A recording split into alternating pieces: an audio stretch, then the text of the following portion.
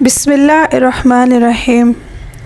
اللہم صلی علی سیدنا مولانا محمد عدد ما فی علم اللہ صلاۃ دائمات بدوام ملک اللہ۔ قرآن میریکلز دیکھنے اور سننے والوں کو السلام علیکم، اور وہ تمام لوگ جنہوں نے آج ہمیں جوائن کیا ہے ان سب کو خوش آمدید۔ امید ہے آپ سب جہاں بھی ہوں گے خیریت سے ہوں گے، اور دعا بھی یہی ہے کہ آپ جہاں رہیں سیف رہیں اور اللہ تعالیٰ آپ کی جو بھی مشکلات ہیں وہ آسان کرے، اور اللہ تعالیٰ آپ سب کو بری گھڑیوں سے محفوظ رکھے، اور اللہ تعالیٰ آپ پہ اپنی رحمت کی بارش کرتا رہے، آمین۔ جیسا کہ قرآنی صورتوں کے فضائل اور وظائف کا سلسلہ جاری ہے، آج انشاءاللہ ہم قرآن پاک کی سورہ مزمل کو کور کریں گے، اور میں اس کے آپ کو کچھ مین ٹاپکس بتاؤں گی۔ سورہ مزمل جو سی ہے، یہ بعض مفسرین رائے کے مطابق مکی بھی ہے اور اسے مدنی بھی کہا جاتا ہے، اور اس سورت کی 20 آیات ہیں اور 2 رکوع ہیں۔ سورہ مزمل کا نام مزمل کیوں رکھا گیا؟ اس لیے کہ اس کی پہلی آیت کا جو لفظ ہے وہ مزمل ہے، اور یہ اللہ تعالیٰ کے صفاتی ناموں میں سے ایک ہے، اس لیے اس کا نام مزمل رکھا گیا ہے، اور یہ صرف عنوان ہے، اس کے مضامین کا عنوان نہیں ہے۔ اس صورت میں اللہ تعالیٰ نے رسول صلی اللہ علیہ وآلہ وسلم کو ہدایت فرمائی ہے کہ آپ راتوں کو اٹھ کر اللہ کی عبادت کیا کریں، نماز تہجد ادا کیا کریں، اور آدھی رات یا اس سے کچھ کم و بیش قرآن مجید کی تلاوت کی جائے۔ اس میں رسول صلی اللہ علیہ وآلہ وسلم کو صبر کی تلقین کی گئی ہے، جو ان کے مخالفین کی اذیتوں پر اللہ تعالیٰ نے انہیں تلقین کی ہے کہ آپ نے صبر کرنا ہے، اور کفار مکہ کو عذاب کی دھمکی دی گئی ہے۔ اس سے ظاہر ہوتا ہے کہ یہ رکوع اس زمانے میں نازل ہوا جب رسول صلی اللہ علیہ وآلہ وسلم نے اسلام کی اعلانیہ تبلیغ شروع کر دی تھی، اور مکہ میں آپ کی مخالفت زور پکڑ چکی تھی۔ اگر ہم اس کے دوسرے رکوع کی بات کریں تو بہت سے مفسرین رائے کا یہ خیال ہے کہ یہ مکہ میں ہی نازل ہوئی، لیکن بعض دوسرے مفسرین اسے مدنی قرار دیتے ہیں۔ اس رکوع کے مضامین کے لحاظ سے وہ یہ خیال کرتے ہیں کہ یہ مدنی صورت ہے۔ اس صورت میں قتال فی سبیل اللہ کا ذکر ہے دوسرے رکوع میں، اور ظاہر ہے کہ مکہ میں اس کا تو سوال ہی پیدا نہیں ہوتا تھا۔ پھر اس میں فرض میں زکوٰۃ ادا کرنے کا حکم دیا گیا، اور یہ بات ثابت ہے کہ زکوٰۃ ایک محسوس شرح اور نصاب کے ساتھ مدینہ میں فرض ہوتی ہے۔ حضرت محمد صلی اللہ علیہ وآلہ وسلم نے فرمایا، جو شخص سورہ مزمل کی تلاوت روزانہ پابندی کے ساتھ کرے تو اسے خداوند عالم دنیا اور آخرت دونوں کی جگہ کی جو تنگی اور پریشانی ہے اس کو دور کر دے گا انشاءاللہ۔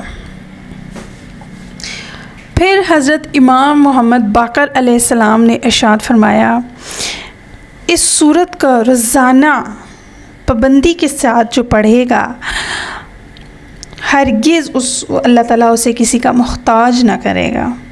محترم ناظرین، یہ کوئی قرآن پاک کی ایسی بابرکت صورت ہے جسے پڑھنے والے کی معیشت اچھی ہوگی، ترقی ہوگی، اور اس کا جو سب سے بڑا فائدہ ہے وہ یہ کہ رسول مقبول صلی اللہ علیہ وآلہ وسلم کی ضرور زیارت کرے گا، اور رسول صلی اللہ علیہ وآلہ وسلم نے فرمایا، اس سورت کے پڑھنے کے بعد تنگی رزق دور ہونے کے علاوہ پڑھنے والے کے لیے اتنا ثواب دیا جائے گا کہ اس راہ خدا میں اس قدر بندے آزاد کیے ہوں جتنی تعداد میں اس دنیا میں جن اور شیاطین کی ہیں۔ اللہ اکبر۔ آپ اس بات سے ہی اس صورت کی فضیلت کا اندازہ لگا لیں محترم ناظرین کہ آپ کی معیشت اچھی ہو جائے گی، آپ کو دیدار نبی نصیب ہو، اور پھر ثواب جس کی کوئی تعداد ہی نہیں، جس کا آپ اندازہ بھی نہیں لگا سکتے۔ تو میں کہتی ہوں کہ اتنی چھوٹی سی صورت اور اتنے فائدے، اللہ تیری کیا شان ہے کہ تو نے اپنے بندوں کو بخشنے کے لیے کیا کیا وسیلے بنا دیے ہیں، اور ہم انسان جو بھٹکے ہوئے ہیں، بھولے ہوئے ہیں تجھے، اور تو اپنی نشانیاں ہمیں بتا رہا ہے، اور تو ہمیں ہماری آسانیاں کرنے کے لیے ہماری زندگیوں میں قرآن پاک کو نازل کر دیا ہے کہ ہم بے شک گمراہ ہیں، بھٹکے ہوئے ہیں، لیکن اگر ہم تیری اس بھیجی ہوئی کتاب کو فالو کرنا شروع کر دیں تو ہماری دین اور دنیا سب سنور جاتا ہے۔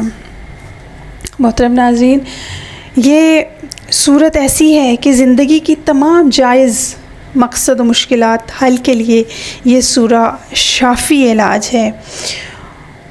اور اس صورت سے ہر شخص گھر بیٹھے زندگی خوش و خرم بنا سکتا ہے۔ اور ہمارے پیارے نبی حضرت محمد صلی اللہ علیہ وآلہ وسلم نے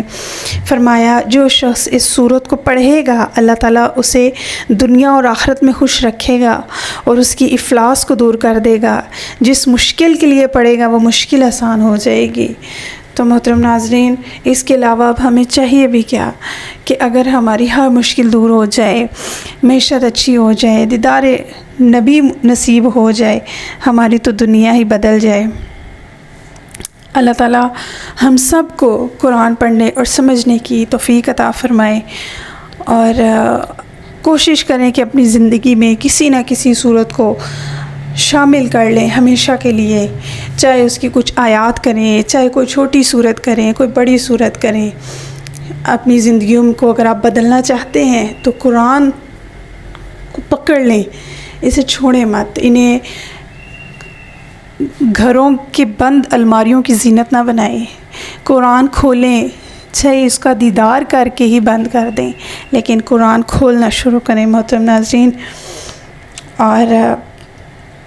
انشاءاللہ آج ہم نے اس کے کچھ جو مین ٹاپکس تھے وہ ڈسکس کر لیے ہیں۔ انشاءاللہ نیکسٹ ویڈیو میں ہم اس کے فضائل پہ بات کریں گے، وظائف پہ بات کریں گے۔